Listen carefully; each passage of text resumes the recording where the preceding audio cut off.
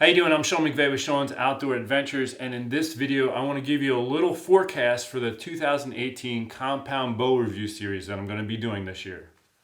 Now, I've been doing these compound bow reviews every year for the past few years, and they've been growing in popularity every year.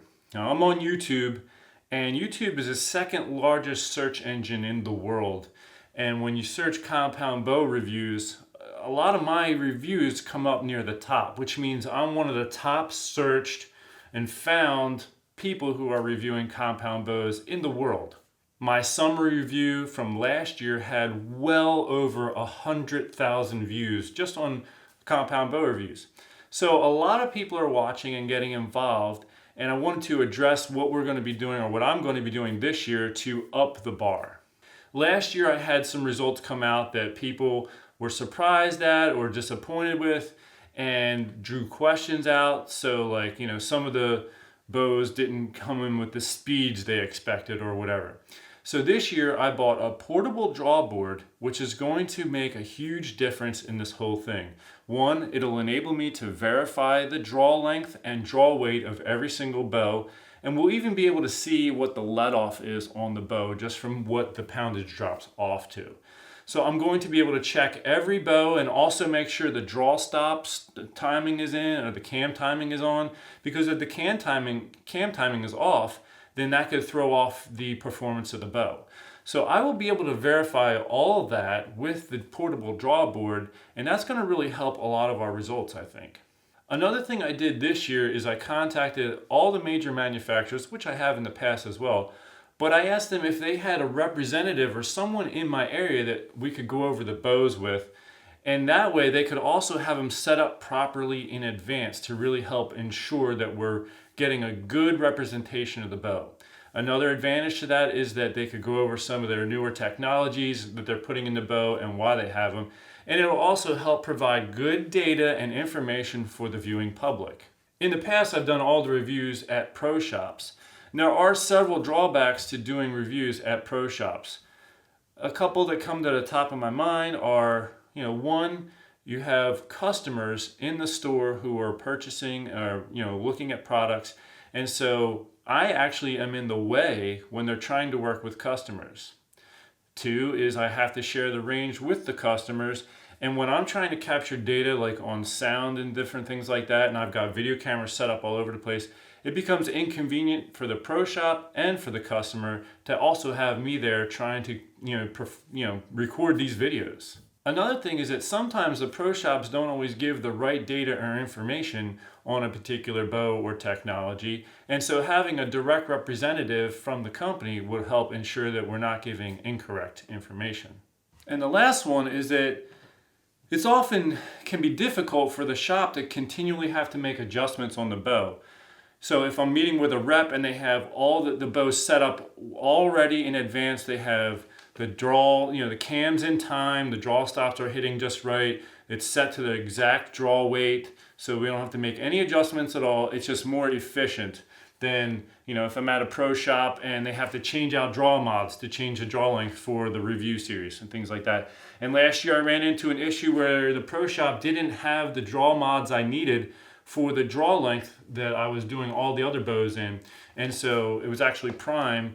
They didn't have the 30-inch draw length. And so I couldn't shoot that bow like I did all the others. And so now we can't compare apples to apples, data to data in that situation. And so meeting with somebody would help alleviate a lot of those issues. So this year, as I said, I reached out to all the major manufacturers, and Elite, BowTech, Matthews, and Martin and APA got back to me immediately. And Elite asked me if I would come to their facility in New York and do a tour and do the reviews there. And I was like, yeah, that'd be great. Matthews said, hey, we'll send you a bow, you can review it and send it back to us. Same with APA, they did that. And I was like, well, okay. That wasn't exactly what I was looking for. I wanted to kind of really talk about some of the technologies with somebody to make sure we were that I was giving the public exactly what is being put into the bows. And but hey, at least they were willing to send me a bow to review, which is nice. I don't have to rush. I can kind of work with it, and that'll be nice. BowTech They're going to work with me to get some bows to review. And Martin called me immediately and said, they said, how did they word it? They said, all of their bow reviews are being done in-house now. And that was all basically it. And I was like, okay. And nobody carries Martin anywhere even remotely near me. So if they did, I would go and review it anyway. But nobody carries it. And the reason why I even reached out to them is because people have asked me in the past. People have asked me about Parker. People have asked me about Obsession, New Breed, Athens, I think was one of them. I've reached out to all these and haven't heard back. I reached out to Bear. If you know anybody in any of these companies, or if you just want to send them an email and say, hey, would you please respond to Sean McVeigh of Sean's Outdoor Adventures? I would love to see your bows in his review series. That would be great. Somebody kind of suggested to me that I post something on Archery Talk, a forum, and that would get their response, because I've sent them emails and I've made phone calls, but maybe they haven't taken the time to research who I am and what I'm doing. I'm not asking for any bows from anybody. I don't want a bow from any company. I'm not asking for that. All I'm doing is asking to meet with somebody so we can do a good representation of the bow for the public's sake and for the company's sake. And there's people just like saying all kinds of outlandish stuff, like when I posted these things on Archery Talk, asking, hey, does anyone know anybody in any of these companies that you could help me get in touch with so I can include them in the review series? Oh, it was just, it made me want to delete my Archery Talk account, because I don't really use Archery Talk anyway. I used to just use it to buy and sell bows, but I don't really do that so much anymore. One thing I am going to do differently as I conclude this video, I'll tell you this, because BowTech did ask me to do some live shows for them this past year, which I did. And they did put up a bow for one of my fans and one of the guys from my map reading challenge hunt as prizes. And people are like, oh, well, now you can't be unbiased in your reviews. And that's not correct. I'm going to continue to be unbiased.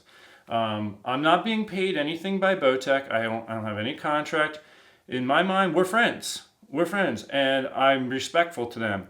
So one thing I'm going to do different this year is I'm going to do my best to keep my opinions out of the review series. I'm going to be capturing data and reiterating data to the public. I'm not going to say this is my favorite bow of the year.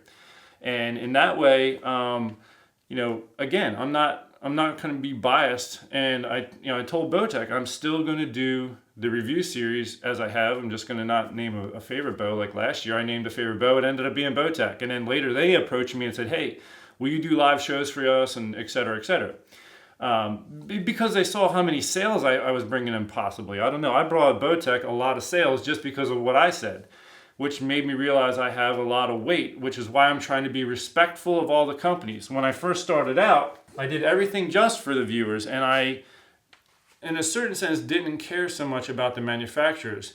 But now I'm trying to be respectful of everyone. I'm trying to respect the bow makers as well, which is also part of why I'm trying to meet up with them, to make sure that I can give the best representation of the bow. I don't want to hurt their business. I just want to get data for the public, share some information so that people can make a buying decision based on what the data says. And again, if I don't like something about a bow, I try to just keep it to myself. So anyway, BowTech said, we understand that. We understand there's a lot of great bows out there, and we just appreciate that you picked our bow last year.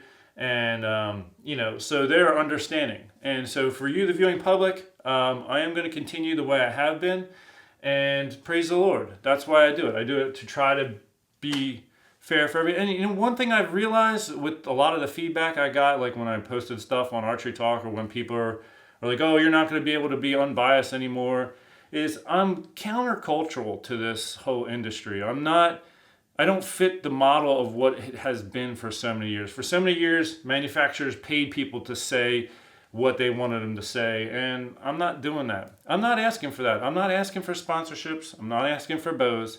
I'm just doing my thing. And I do ask you, the viewers, if you would help support me what I'm doing, that would be great, because I have 4 kids now, and I'm also reaching a phase where I have to.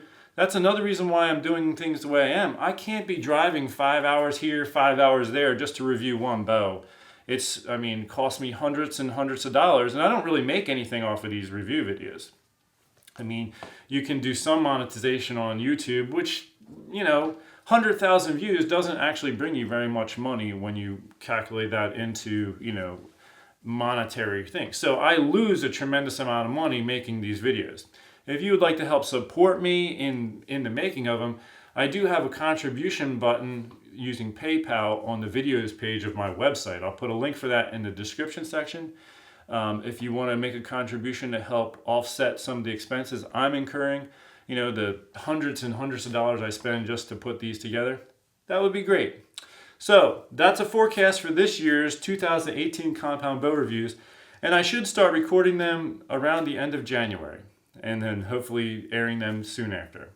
Until then, take care, God bless, and look at the description section to find out which bows are currently not in the review series because I haven't heard back from them. And if you want them there, reach out to them. God bless.